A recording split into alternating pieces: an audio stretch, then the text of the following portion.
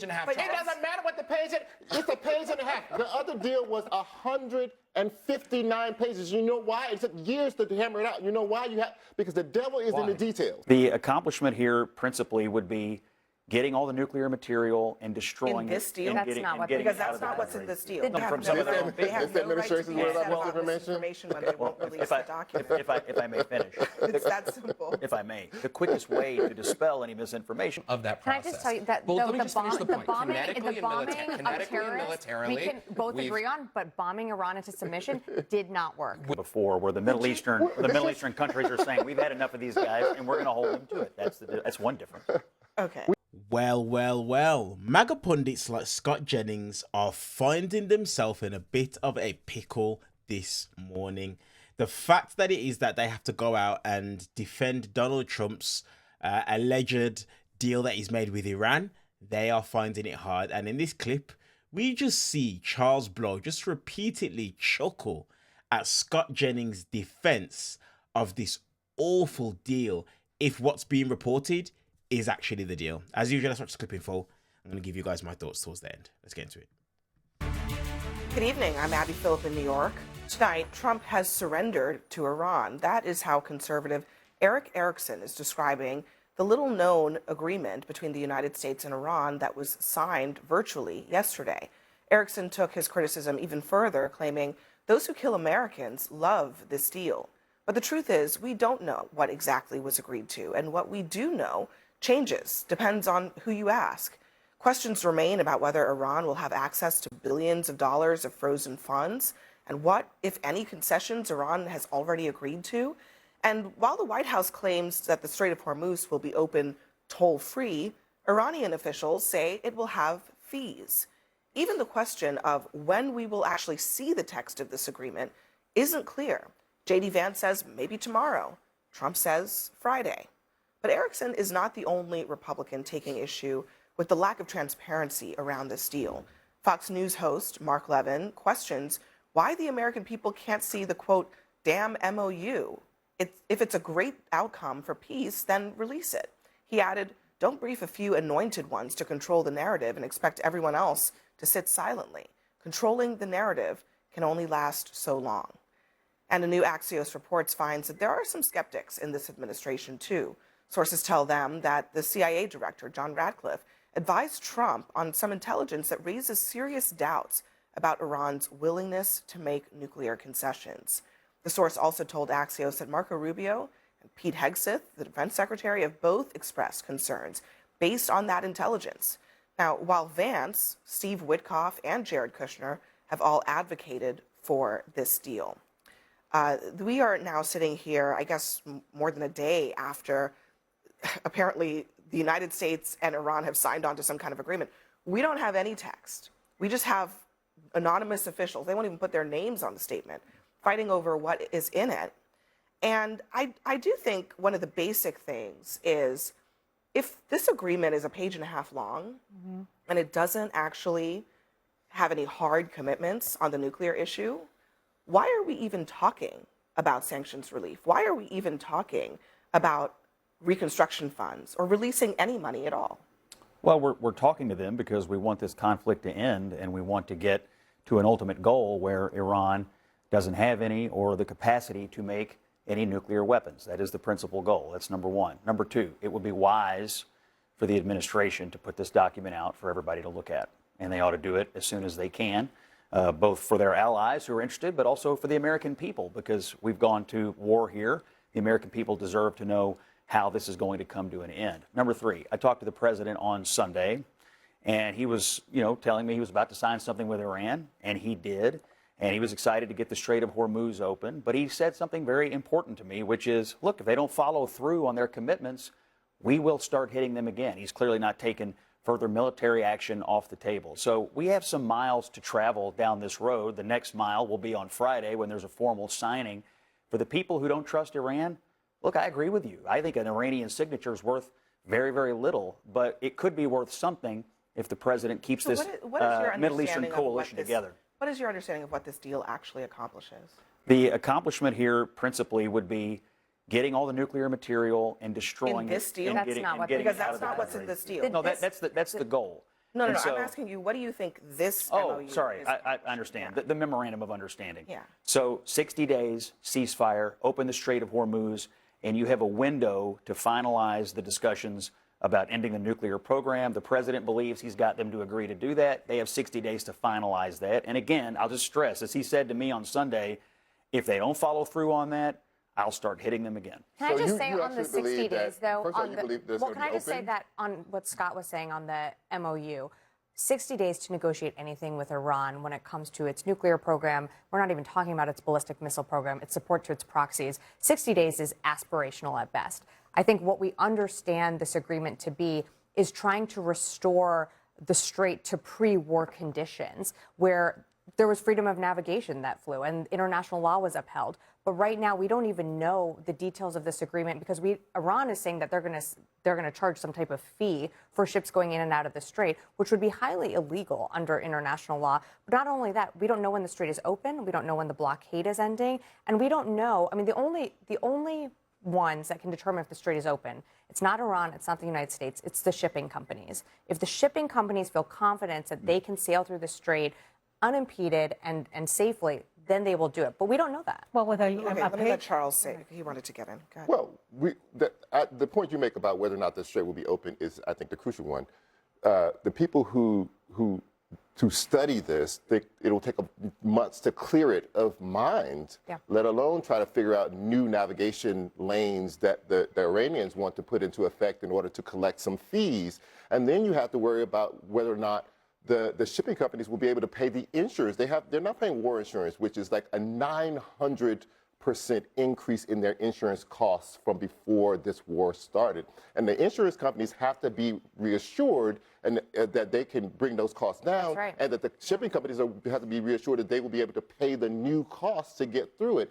No one believes that this happens in a couple of months. So the idea that this deal may start the reopening, but it will not reopen the Strait. I mean, I don't even know that we should even be calling it a deal of any kind. Because just to be clear, if it's a deal, you should be able to say, before you even sign it, here's what we both agreed to.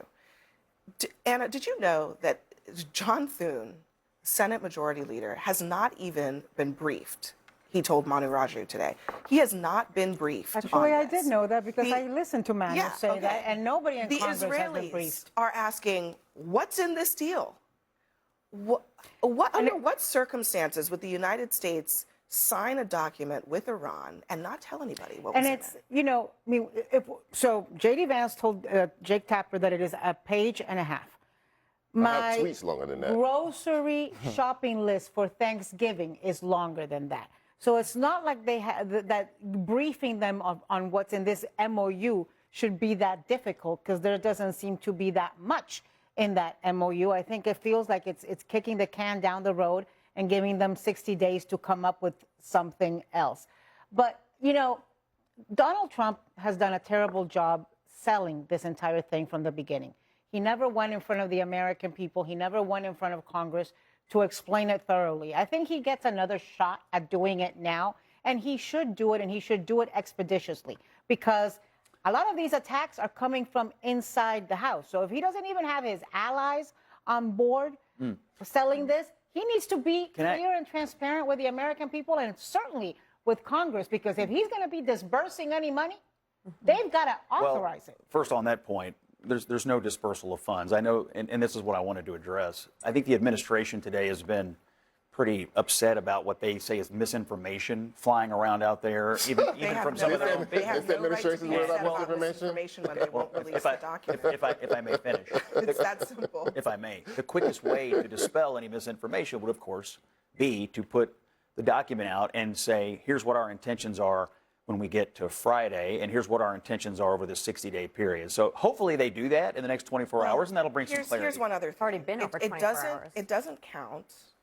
to claim we are not going to be dispersing funds if there's a $300 billion fund that we are authorizing to be dispersed to the Iranians, which I'll play what J.D. Vance said about that. That is not actually being disputed by the administration. Listen. The Iranians are saying that they're going to have access to a $300 billion reconstruction fund. True or false? Well, and that's the sort of thing they could have access to, funded by the Gulf Coast Coalition, so long as they honor their end of the obligation. We absolutely are open to the Gulf Coast countries investing in the reconstruction of Iran, but only if Iran ends their nuclear program, ends their enriched stockpile of material, and is really open to an inspections and enforcement regime that gives the American people confidence they're never going to have a nuclear weapon. So there it is. What are they mad Look, about? I mean, I don't think They said it in a call. Van said it on that's TV. $299 billion taxpayer more than funds Obama negotiated with Iran. I don't think it matters whether when the JCPOA was signed, the money was not taxpayer dollars. Money. That was Iranian money that was being Iranian held money. in frozen accounts. So it doesn't matter if it's our money or not. it's a good point. Even if it is the Gulf states' money, I don't think the median GOP-based voter is going to be particularly thrilled with the notion of releasing $300 billion in funds to the world's leading state sponsor of terrorism. That's not why we got into this. But here's what I will say. Me personally, I'm a bomb the terrorists guy. If that didn't work and I was president, I would probably just bomb the terrorists some more. But I'm not the president. Donald Trump is. He was elected on a kind of dual message. One, the Iranians can never have a nuclear weapon. And two, we're also not going to get into endless quagmire wars in the Middle East. To me, this looks like the execution of that process. Can I just tell you that well, the, let me the, just finish the point. bombing Kinetically of terrorists, we militarily, can both agree on, but bombing Iran into submission did not work. Well, and Iran, maybe that's in March, the president tweeted that Iran will unconditionally surrender, and that just has not happened. Kinetically and militarily, this administration has set the Iranian nuclear program back years. It has set the ballistic missile program back to where it was when the JCPOA was in. Well, we've also done significant damage to the ballistic. This is actually amazing to me. And Sabrina, maybe you have some insights into this, and Charles too, because I know you talk about this a lot. Trump told the New York Times that Iran could enrich uranium forever for non-military purposes. He said they could enrich to a low level that it could never be used by the military. They could never go beyond a certain point. When asked whether that limit was the same as in the Obama-era agreement, which limited enrichment to 3.67%, a level that's usable in power reactors but not weaponry, he said that only that the new accord would ensure that they could only enrich for non-military purposes forever. The president is probably not aware that that very thing that he just said they could do is one of the main reasons why Republicans opposed the JCPOA. They did not believe. How could he not be aware? That they did not believe there should be any enrichment at all. Right. Okay? Right. So he is already conceding that. And the first line of the JCPOA was that Iran commits to never having a nuclear weapon. And so, this is what's concerning about this administration. And Scott and I have talked about this too. It's like the messaging from the beginning has been off. He didn't make the case to the American public. And now, unfortunately, the United States, I think, had the upper hand last year after Midnight Hammer was executed and the, enriched uranium was sitting under a pile of rubble. And by the way, it still is because we haven't struck those sites. But now we have a completely different aspect at play here, which is the Strait of Hormuz.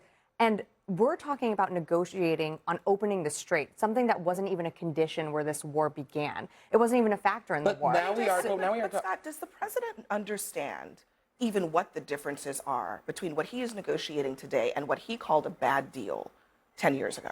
Well, I think he might say that one of the differences is that he's brought together all of the Arab states in the Gulf against Iran. We've never had that condition before, where the Middle Eastern countries are saying we've had enough of these guys and we're going to hold them to it. That's one difference.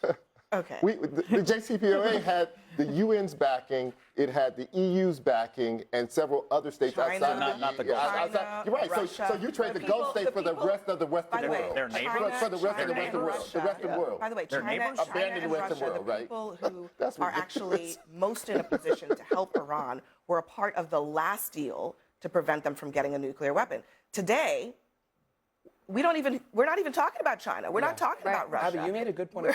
Abby, you made a good point at the front end of this when you said we still don't know what's in this MOU. And then Anna actually made a good point, which is that there's 60 days going on longer where we don't know what's going to happen. I happen to believe this president, if he likes one thing, it's optionality, okay? So he's going to see where this leads. He's going to pursue this process. Look, there were a lot of people in this administration who were not supportive of where the president was at with his instincts with regard to Iran at the front end of this conflict. Now, tables have shifted a little bit. You call it optionality, I call it more restrainer. I call it aimlessness. He may not understand what the difference is between the two deals, the Obama deal and the potential Trump deal, if we ever see one.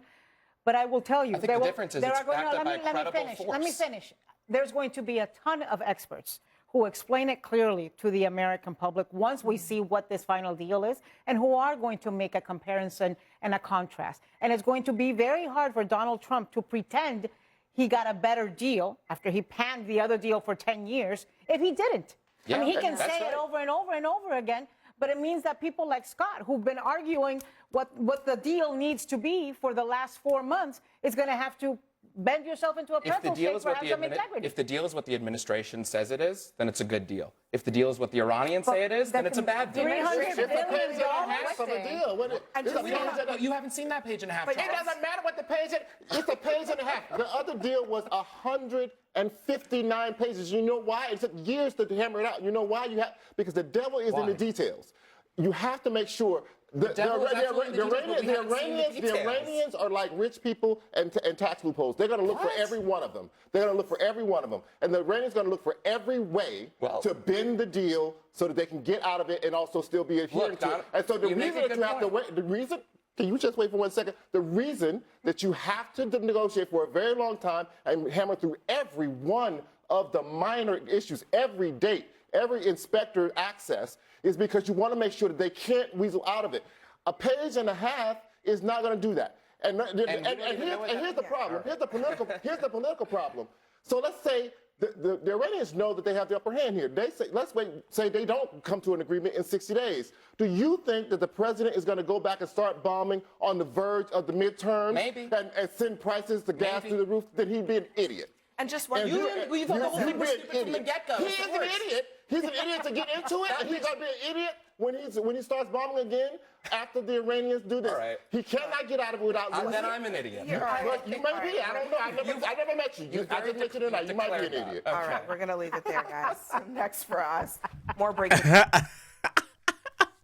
I swear to God. Listen, Charles Blow is becoming the new star of CNN Newsnight. He needs to be on CNN, and obviously with Allison's taking it over, it's not going to happen. But CNN need to give the same way that they have Scott Jennings as the kind of resident person that will speak on behalf of Republicans. Charles Blow needs to be that for the Dems. I love this guy so much because he just brings something so real and he doesn't give a damn. Donald Trump is an idiot. But let me give you guys my thoughts briefly before I let you guys go. Listen, everybody knows that the JCPOA was the best deal that could have been put in place to prevent and stop Iran getting nuclear weapons. Everybody knows it. The reality is this. Donald Trump ripped up the JCPOA not because of the fact that it was a bad deal, but because of the fact that he has an ego. He has an ego. He doesn't like Barack Obama, and the fact that Barack Obama done something as big as the JCPOA, and guess what? Iran were actually sticking to it. Donald Trump cannot deal with and cannot bear it. And as a result of that, you saw what it is that he done. He tore up the JCPOA, got rid of it, and take a look at where it is that we're at today. We're now in a position where, guess what? Iran now feel emboldened that if what's being reported is actually the deal, and even when you take a look at some of the interviews that JD Vance is doing and some of the things he's admitting and saying, if these things are the case, Donald Trump's legacy is completely dismantled. Anything that he believes he may have done means absolutely nothing moving forward, simply because of the fact that this is a very bad deal. And I'm not sure who the gentleman is on the far right, the other Republican on the panel, but guess what? If Donald Trump doesn't get a deal signed, sealed, and delivered in the next 60 days, guess what? Like, there is zero chance for Republicans when it comes to the midterms. Because if it has to resort back to bombing, Iran have proven that they can withstand anything that the United States throws towards them. They have already proven it. So if they've already proven it, guess what? They're going to have a very, very tough time. Honestly, I am so glad that someone like Scott Jennings, that smug smirk and that smug look that he has is no longer on his face. I'm so glad to see it because that guy needed humbling. And guess what? Donald Trump's bad deal reportedly has been the thing that's wiped that smirk off his face. Let me know your guys' thoughts down in the comment section below. See you guys in the next one.